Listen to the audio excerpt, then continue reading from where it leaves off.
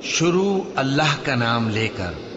جو بڑا مہربان نہایت رحم والا ہے۔ سورج کی قسم اور اس کی دھوپ کی،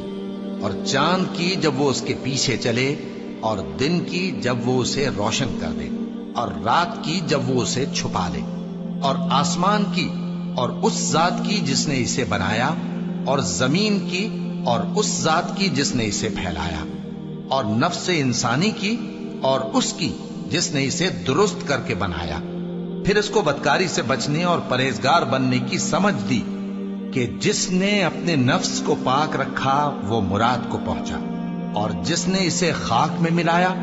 وہ نامراد رہا۔ قوم سمود نے اپنی سرکشی کے سبب پیغمبر کو جھٹلایا۔ جب ان میں سے ایک نہایت بدبخت اٹھا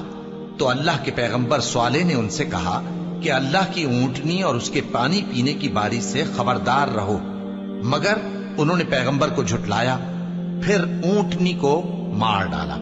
تو ان کے رب نے ان کے گناہ کے سبب ان کو نیست و نابود کر دیا، پھر سب کو برابر کر دیا، اور اللہ کو ان کے بدلہ لینے کا کچھ بھی ڈر نہیں۔